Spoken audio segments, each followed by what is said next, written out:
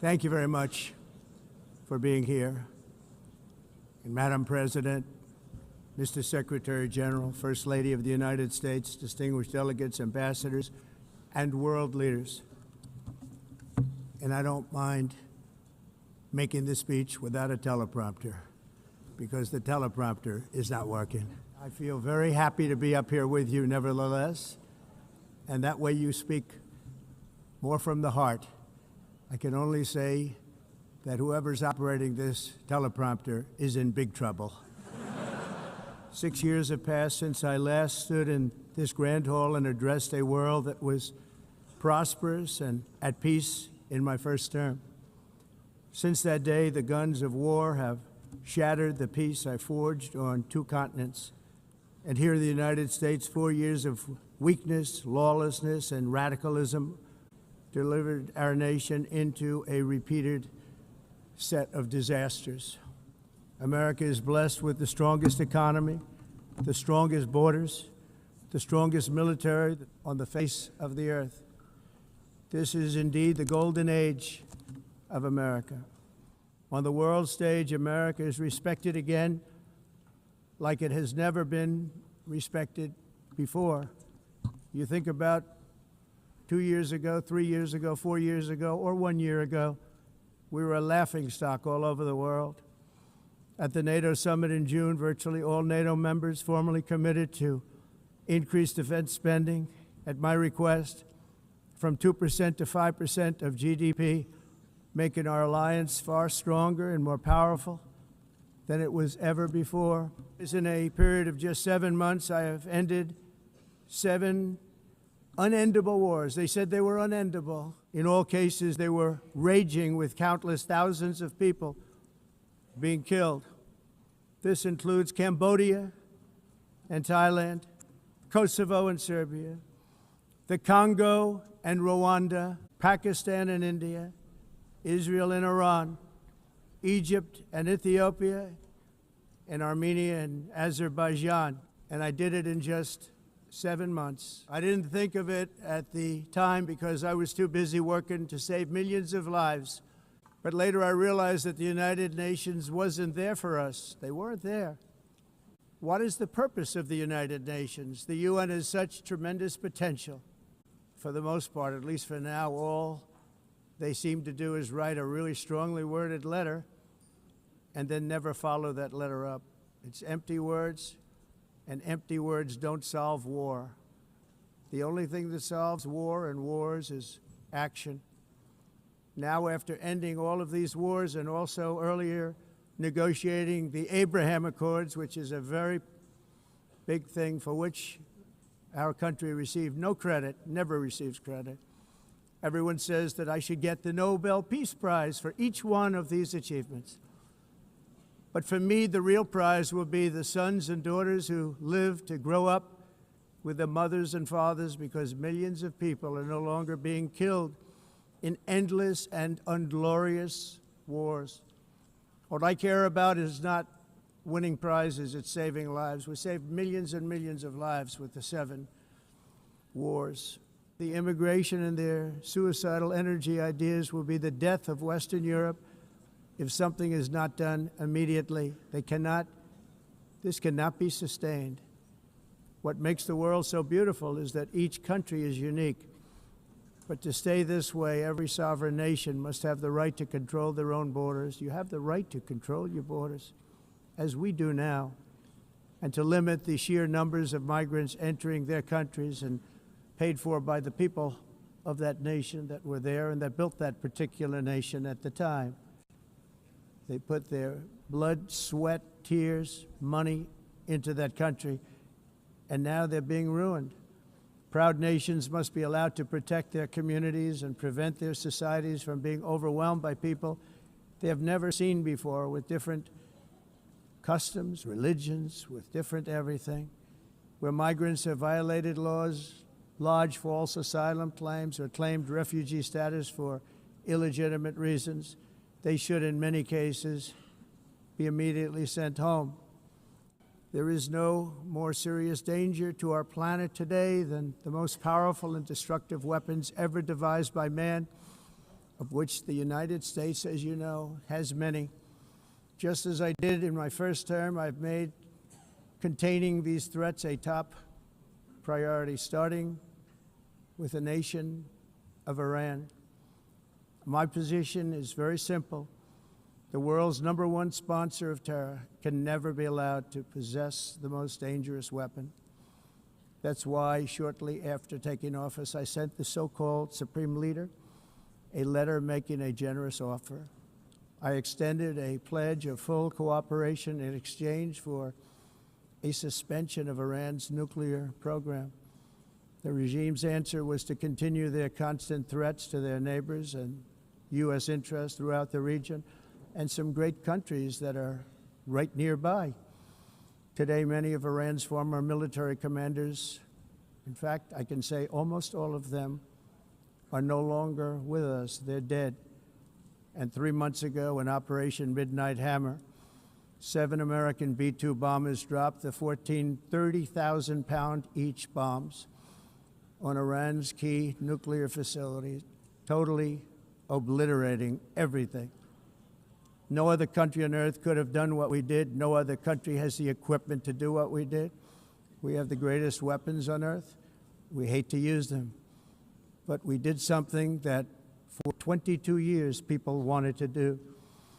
With Iran's nuclear enrichment capacity demolished, I immediately brokered an end to the 12-day war, as it's called, between Israel and Iran, with both sides agreeing to fight no longer. Well, the UN is supposed to stop invasions, not create them and not finance them.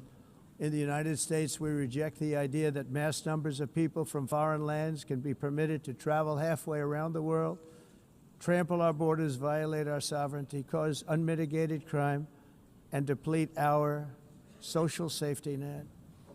We have reasserted that America belongs to the American people, and I encourage all countries to take their own stand in defense of their citizens as well. Europe is in serious trouble. They've been invaded by a force of illegal aliens like nobody's ever seen before. Illegal aliens are pouring into Europe. Nobody is ever, and nobody's doing anything to change it, to get them out. It's not sustainable. As we seek to reduce the threat of dangerous weapons today, I'm also calling on every nation to join us in ending the development of biological weapons once and for all.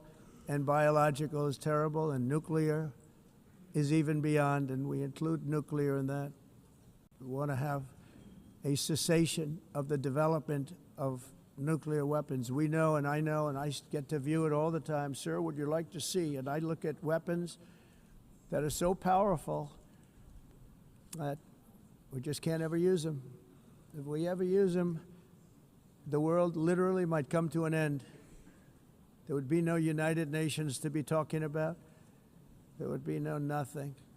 Just a few years ago, reckless experiments overseas gave us a devastating global pandemic.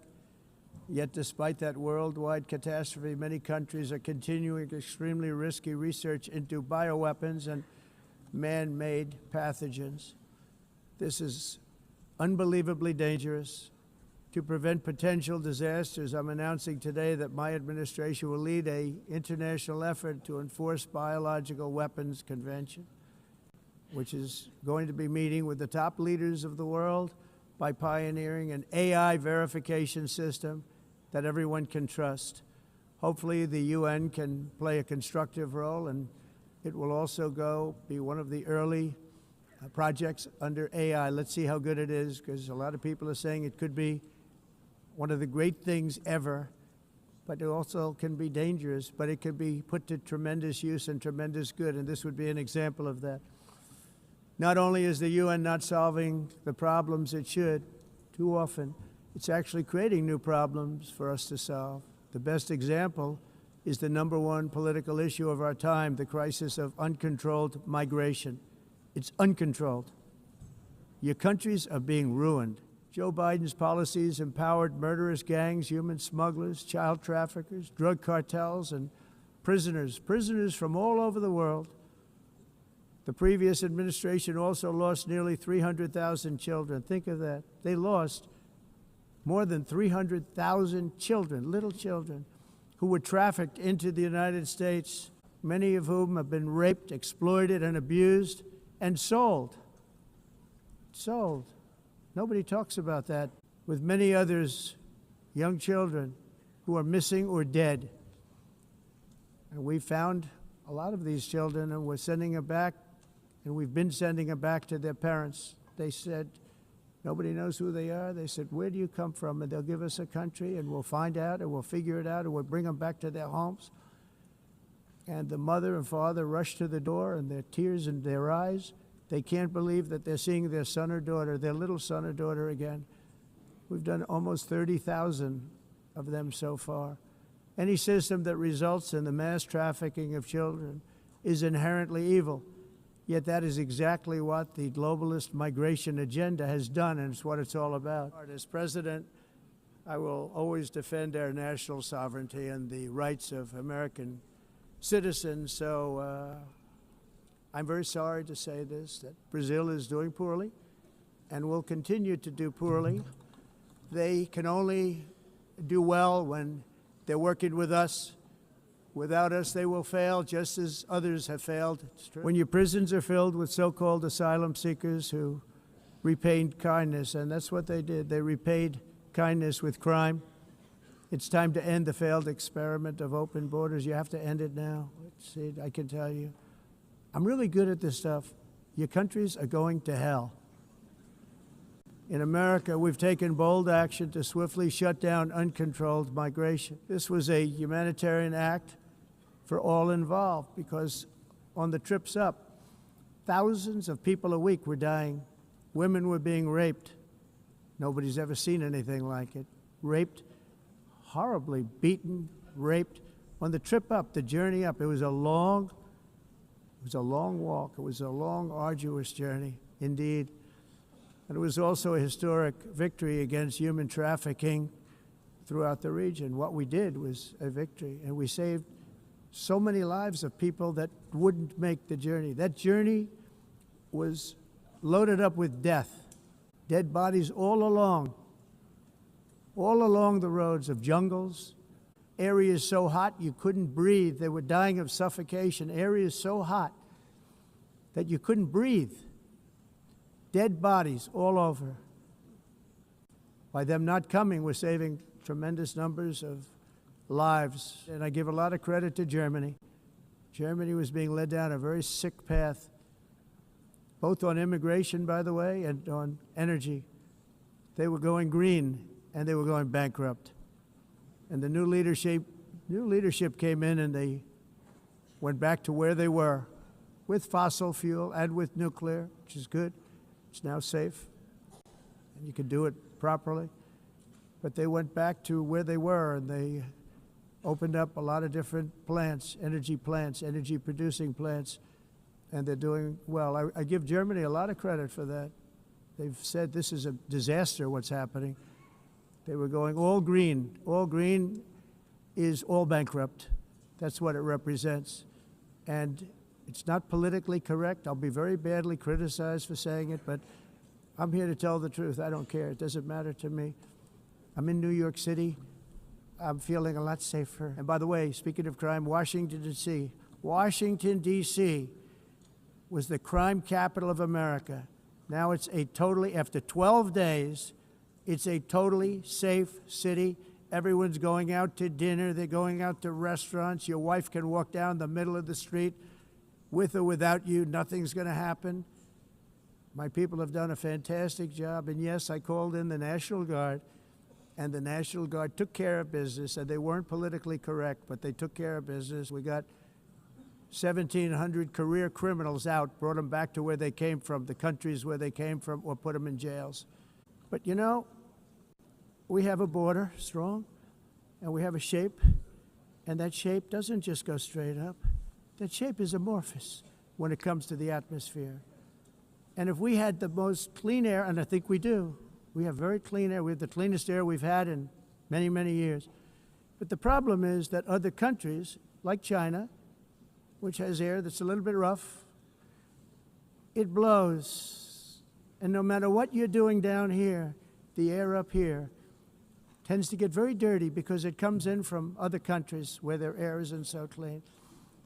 And the environmentalists refuse to acknowledge that. The primary effect of these brutal green energy policies has not been to help the environment, but to redistribute manufacturing and industrial activity from developed countries that follow the insane rules that are put down to polluting countries that break the rules and are making a fortune.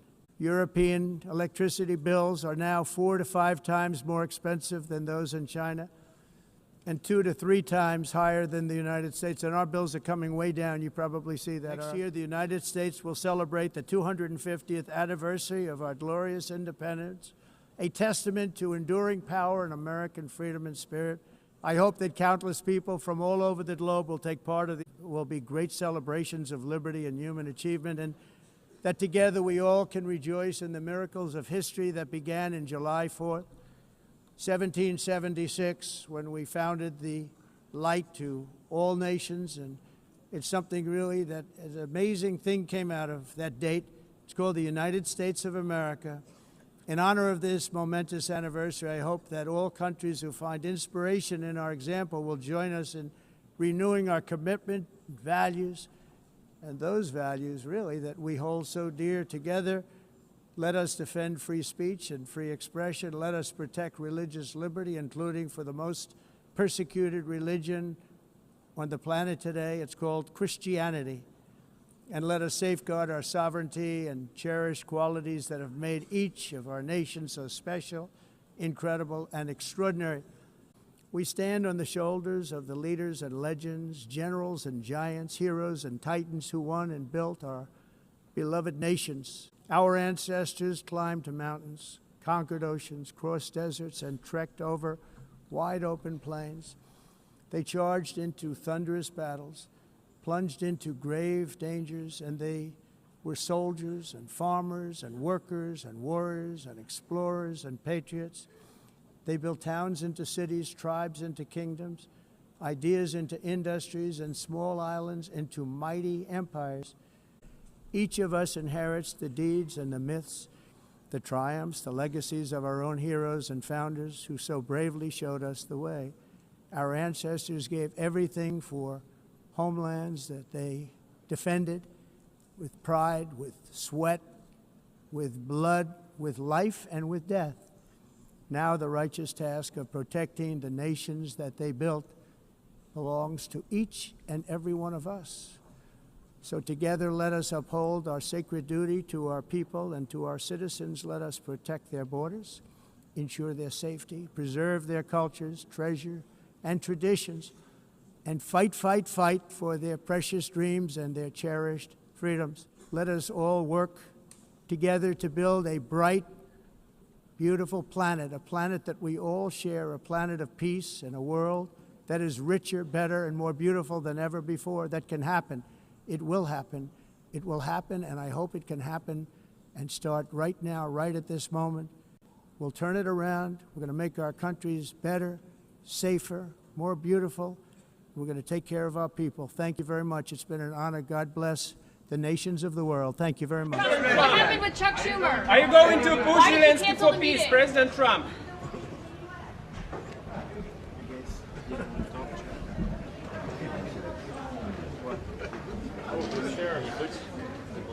President Trump, why did you cancel the meeting with Chuck Schumer?